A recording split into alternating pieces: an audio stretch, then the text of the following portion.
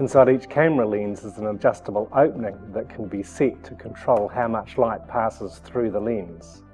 This opening is known as the aperture. The aperture functions essentially the same way the iris in our eye does.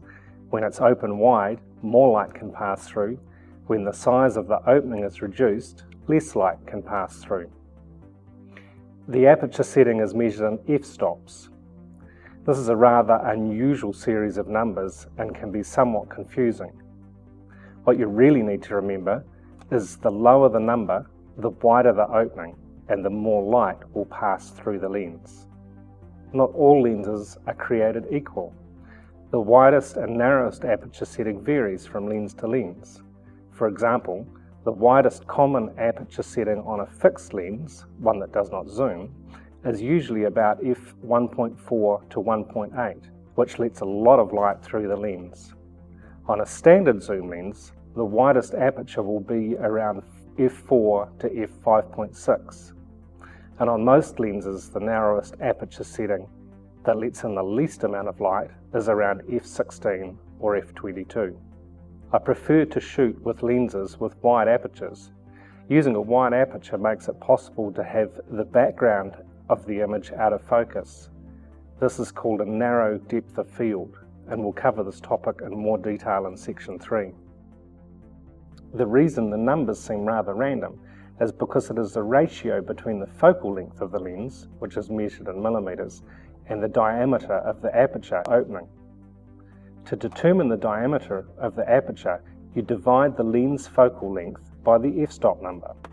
So, on a 50mm lens with an f2 aperture setting, it means the diameter of the opening is 25mm. On a 100mm lens with an f2 aperture setting, it means the diameter of the opening is 50mm. And the f4 aperture setting means the diameter is 25mm. What is more helpful to remember is that the f-stop measurements work in a similar way to the ISO and shutter speed settings in that they are measured in stops.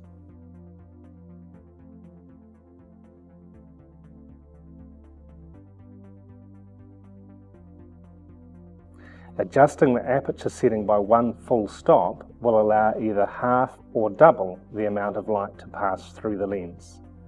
So if you have your lens set at f8 and adjust it to f5.6, you are allowing twice as much light to pass through the lens.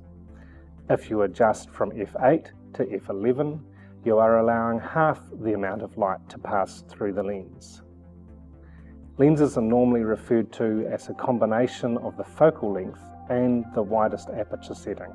For example, this is a 35mm f1.4 and this is a 105mm f2.8.